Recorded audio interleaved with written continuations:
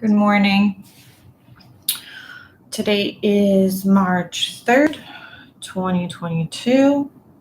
I'm coming to you from Broadway, New York, New York. We have a good weather today. Decided to chit chat with you today a little bit about what's going on in immigration, what are we seeing, and of course, give all of my people who are listening an update about the Ukrainian refugee status and exodus from Ukraine due to ongoing war. Okay, so I've been getting a lot of calls, and I understand people are worried. I'm right there with you. I have relatives and friends who still live down there. You have to understand that there's no magic solution. There's no such a thing as my second cousin lives in Ukraine.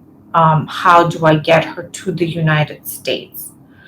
So because I've been getting these phone calls a lot, I think like 30 or 40 in the last week, what we've decided to do is we're going to post a comprehensive written blog about how the refugee program in the United States works, how the refugee program works in general, how do people get resettled into other countries, and the ability to choose a country. Spoiler alert, you usually cannot. You're supposed to seek refuge in the nearest safe country. But what we're going to do is by early next week, we're going to have something in a written format, and we're going to post it everywhere on our Facebook, on our website.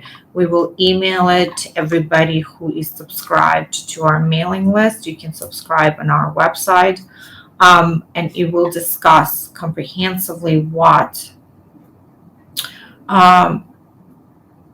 is the process, right? So it should answer a lot of questions.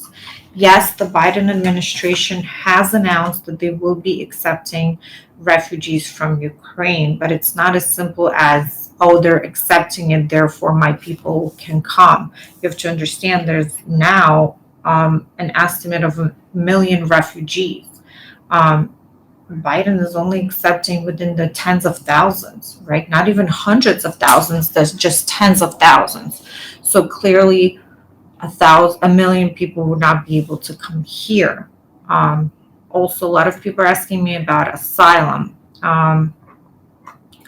You cannot seek asylum in the United States unless you're actually in the United States. If you're seeking asylum and you're outside of the United States, you are a refugee, and there are international protocols. There are many different conventions that have established rules and protocols on how refugees get resettled. There are a lot of NGOs that are working to help people out, but unfortunately, there's no magic solution to this. I know a lot of people have higher expectations of how much the Biden administration should do, relying on how much they've done to help evacuate refugees from Afghanistan during the summer. I don't, unfortunately, think that it's going to be on the same level as what has been done, but it remains to be seen. So far, we know is that U.S. is accepting refugees, but the situation will be changing, of course, day to day. I'm still hopeful, and with great expectation, I'm waiting for them to announce TPS for all Ukrainian citizens currently living in the United States. That certainly has been the case with other countries where a famine or a conflict has broken out.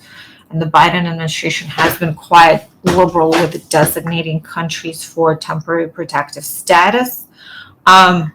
Nothing yet, but I predicted it first week of March. Let's see if I was right or I was wrong. All right, so wait for that. It will be posted everywhere. We'll probably post a snapshot of it here as well on Facebook, and we'll mail it to you. If there's anything I can do, we will do. But to be honest with you, it's heartbreaking, but there's really nothing much you can do. A lot of people think that we can expedite family-based visas because of the conflict. That also is not true. There's only a certain amount of visas that are available for family preference categories a year, and the National Visa Center adheres to that queue and to that line. Um, it breaks my heart to say, but there's conflict and famine and war in a lot of different countries around the globe. And we've tried, if we can, we try, miracles happen. But the response in 99.9% of cases is no. So that's the general overview. I just want to talk to you a little bit about what is happening in New York and New Jersey in terms of scheduling of USCIS interviews and moving forward with the cases. So the cases are moving forward. We are seeing a lot of Saturday interviews for citizenship. There's a lot of people being naturalized. We've had people being scheduled for naturalization interviews within 3 months of filing, within 4 months of filing. That does not seem to be the rule yet. I think we're not sure what the trend is, but there are a lot of people who file October, November, and they have already had interviews, and some of them are already in line to be naturalized as US citizens. So there's definitely a trend to a faster processing. Similarly, with green card interviews, we are seeing a lot faster processing, not across the border, but in general, people filed in 2021. Some of them got their green cards in 2021. Um, there are situations where after their interview, the officer is able to tell us, oh, this is going to get recommended for approval. And then once we check the status, the green card is issued same day, the next day, within a week, and so on and so forth. But there are situations, especially when there's a complicated immigration matter, or there is a criminal history background, that those cases can take longer because most of the time they have to go through supervisors. Sometimes they have to even go through a DHS attorney for approval. So we are seeing a lot of that. We have started, I spoke about it before, but there was a reversal of a policy on U visas, on work authorizations under U visas. When we originally started filing for people for their work authorizations under U visa category, the government was asking us for filing fees, even though they shouldn't have, because that category doesn't require filing fees. But we explained it to our clients and we submitted those fees, and those fees were actually taken and processed by USCIS. And then the announcement came directly from USCIS that it was a mistake, that they should never collected those fees, and we're actually received a few checks issued by the Department of Treasury as refunds on the fees that were paid by people who applied for U visas. So I guess it's taking them a little bit of time to go through the backlog and determine who needs refunds and so on and so forth. But we have got a few refunds, which is, to get a refund from the government doesn't happen very often. So that was nice.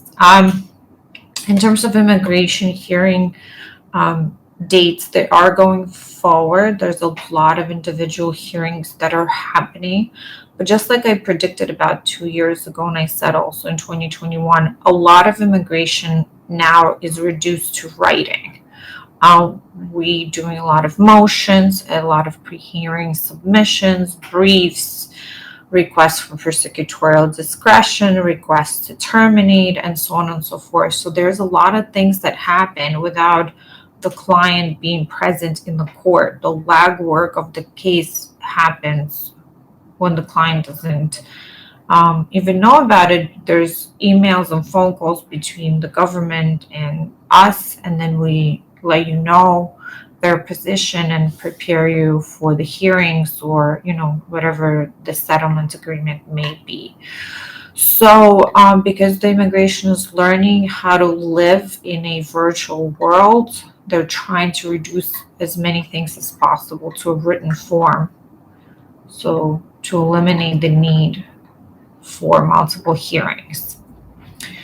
We're very well adapted to that. We have our entire system set up virtually. You can talk to us virtually. We have setups where you can submit documents to us. You have client portals and so on and so forth. So we've spent a bulk of 2020 and 2021 bringing the entire system online, having everything on the web, scanning files in so that all information is available at the fingertips, because I truly believed and still believe that that is the future of where the immigration is going to go.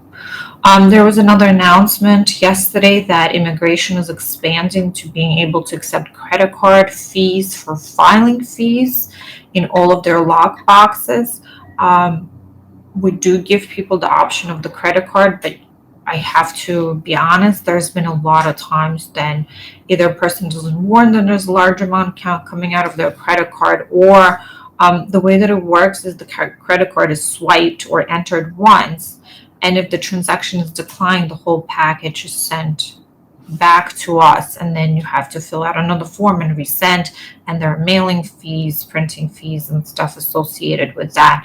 So if you want to use a credit card, you need to call your credit card company and say, hey, the US government is going to be taking out this amount in the next 2 weeks, be prepared. That is pretty much it for today. We will have 2 very interesting blogs posted next week. Like I said, one is going to be about the refugee resettlement program, and the other one we're going to do is going to be on immigration through adoption. And next week, I'm going to talk to you because we had a huge amount of increase about international adoption and being able to bring kids here through that process. All right. If you have any questions, any inquiries, please feel free to send it here. You can reach out to any of our phone numbers or emails. You can text our main number, 212-840-0050, and we're pretty good at responding. So I hope everybody has as good a day or a week as they can. The weather seems to be trending upward. The birds are singing. So we're all very well on the way to a spring. I want to thank everybody for joining, and I will see you in exactly 1 week.